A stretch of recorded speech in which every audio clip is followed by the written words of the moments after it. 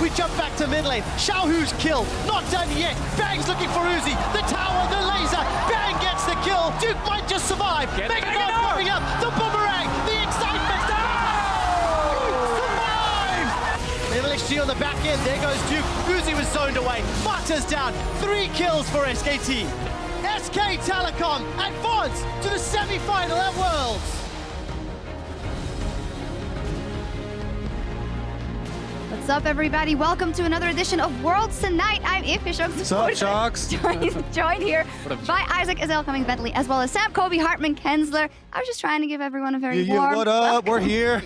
Right, we are going to talk about SKT versus RNG. Up first, that was the quarterfinal we had here in the Chicago Theater, a 3-1 in the end, but it started off with a false note for SKT, which is what we saw at MSI as well. I know. I mean, this is the game that kind of got people's hopes up, right? RNG started out so well, especially Looper up in the top lane.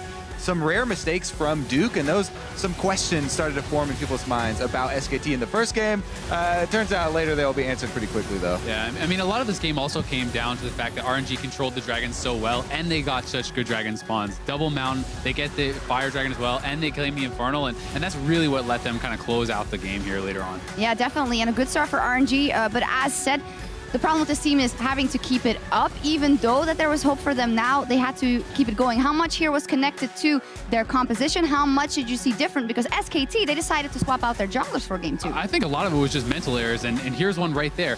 This was just a total boneheaded play from MLXG, and honestly, from all of RNG. They gave up these early kills. Yeah. They put themselves super behind right off the bat, and never gave themselves much of a chance to kind of get back into it. Yeah, I mean, the champions basically swapped hands from game to game, especially in the bottom lane. They had pretty much the exact same combo, swapping back and forth, but the real difference were those plays where there are some unforced errors from RNG, whereas SKT and even Samsung yesterday, so rare to see mistakes from those teams, and then they can also recover very quickly from them.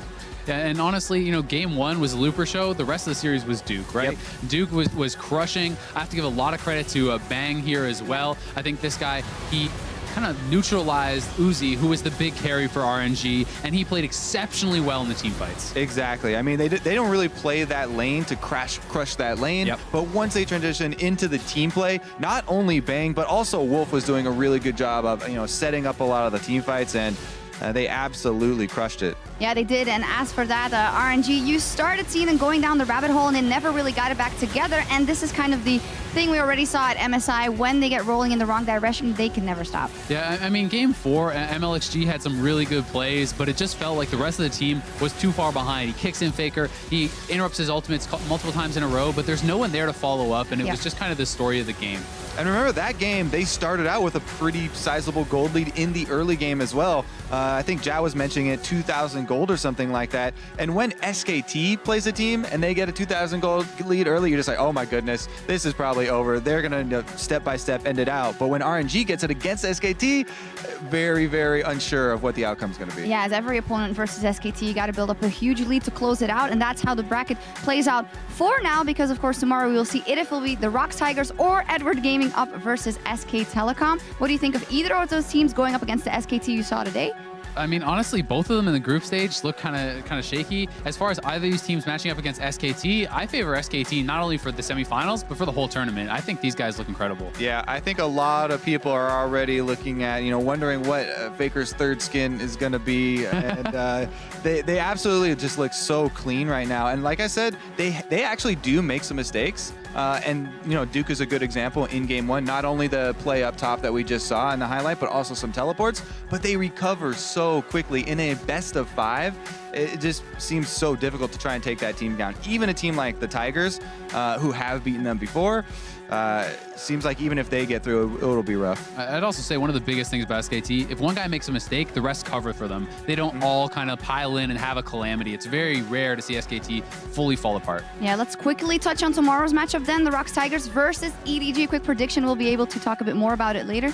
I do think the Tigers are going to take that game. adding in the top lane substitution, that's very unfortunate for EDG, which, as they said as well, was already kind of the weak spot for EDG. But overall, even though Rocks have had a pretty slow start to the tournament in group stages, I still think they're going to pull it out and take the victory. Yeah, I like Rocks as well, but I will say, out of the 3 Korean teams, the one that I think has the best chance to be upset is the Rocks Tigers. I think they look the worst in the group stages. They're not that team that was so dominant with Smeb, the best top laner in the world. He's not looked like that at all. I think EDG has a chance, but it's probably going to be Rocks. Well, we'll see what happens, and we'll take a further look at that matchup as well as our newest semifinalist in just a moment. If you're watching in client, check out youtube.com/LoL Esports for the full version of Worlds Tonight. As for us, though, we're going to delve a bit deeper, maybe first into the quarterfinal matchup we saw today. If there's any standout player, I heard you dropping the name Bang, but how did Faker perform in the end? I mean, Faker performed really well, I think. I think he always is mechanically on point. I think it's only ever kind of decision-making that sometimes can be a little bit head-scratcher for him, but he played very well. Yeah, sometimes he does like to play a lane more aggressive than he has the backup to do that. But Faker, very admirable performance today. I don't think there's a lot of holes that we can, shoot in his play today. No, definitely not. And the interesting thing is here, of course, usually when SKT has had a setback, they have subbed in Bengi, but this time around, they have subbed in Blank. And it's not that game 2 with Zach was all his doing or anything like that, but it must be good for them to know that that is working also on the biggest international stage here. I also think that it's important to have confidence in one of these guys, right? It doesn't matter which one, but you have to have a lot of confidence in them going forward. I think that, having those wins with Blank can make them feel better moving towards the semifinals and eventually maybe the finals. Yeah, even just having more and more games on stage with the same jungler. These are some of the issues that they talked about working through before, were issues with Blank and, communication with the rest of the team and how well does the team perform when he's in. They look so much better with him in the lineup now than they have previously. So that's why they look so fearsome and everybody's already pushing them very far up the bracket. Yeah, I think rightfully so for SKT. So let's talk about that one thing that wasn't as good then in the first 2 games, the Juke versus Looper matchup, and Juke maybe having a little bit of nerves or not finding his groove. But is that something that is bad enough to be exploited or not? Duke came back pretty hard in the rest of the series. And that's what I talk about, recovering from mistakes for SKT. He absolutely blasted Looper in this matchup, dives him over and over. I mean, maybe that flash could have been saved there. He could have walked out the other side. Take a moment to appreciate that. Well, that also involves a little bit of luck there, as there's a variance in the amount of rage that you generate with either of those things. So a little bit of luck, lot of style actually. Gotta be lucky to be good, Kobe. He definitely looked good doing that. Yeah, and SKT close it out. So tomorrow we have Rocks going up against EDG. We saw 3 games the first day. We saw 4 games today. So tomorrow,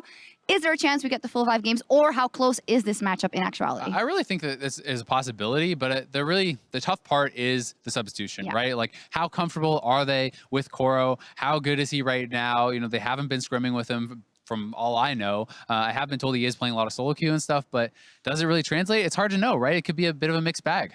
Definitely could be. I also have questions around Clear Love. I mean, this is a guy we had high expectations of coming into the tournament. He hasn't really performed, but on the other hand, neither has Rock. So this is the matchup for quarterfinals that I actually have. There's a lot of wiggle room here. I still think, because EDG's bottom lane is so strong, and if they are going to win, I feel like it is going to be kind of around the bottom lane. Would you say that the bottom lane from Rocks is also where we have the least? A+. Bottom lane for Rocks is also very impressive. That's why everybody predicting Rocks to take this, right? Yeah, we will see what happens in how many games. We want to see 5, from 3 to 4 to 5. Yeah, I mean, I'm hoping for an upset. I'm hoping that EG can do it, just because I think it makes it more exciting, right? It makes it a bit more unpredictable. I don't know if they have enough in the tank to do it, but if Clear Love, if there's ever a time for him to step up, it's definitely now. And we've seen the ability of Def to take over games in the past, so you always got to give him a chance. Pawn/Scout versus Kuro in the mid lane. Maybe an opening for them. Yeah, I mean, I really do like Pawn in that matchup. Scout definitely, lends more roaming and, team support and stuff like that. But I don't know. I've just been a Pawn fan for so long. I'm hoping that they're going to use Pawn more. Well, we'll see what happens. How much are you guys already looking forward to the rest of how the bracket will fill out, knowing what we saw from Samsung, knowing what we saw from SKT? I definitely am looking forward to see more of these semifinal matchups. Korea. Yeah, but especially I'm really looking forward to Sunday as well to see, because maybe there's some room there. Maybe if H2K shows up and plays amazingly like they did in the last stage of the group, then that could give you some hope against Samsung, right? You know what happens when you have hope against Korean teams, right? It dies, Kobe. Honestly, it's just the performances from Samsung and SKT have both been so dominating. Like Samsung has only lost one game at the entire tournament so far, and it's really difficult to predict those upsets. But just because they're so heavily favored, now people find themselves rooting against Korea just to see if they can lose, like if there can be a crack in the armor. Yeah, we will see what happens. In any case, we have Rock Tigers versus EDG up tomorrow, so that is when we will be back with more Worlds tonight as well. So see you then. Back to mid lane. Xiaohu's kill. Not done yet. Bang's looking for Uzi. The tower, the laser. Bang gets the kill. Duke might just survive. Mega God popping up. The boomerang. The excitement. Survive! LXG on the back end. There goes Duke. Uzi was zoned away. Mata's down. 3 kills for SKT. SK Telecom advance to the semi-final at Worlds.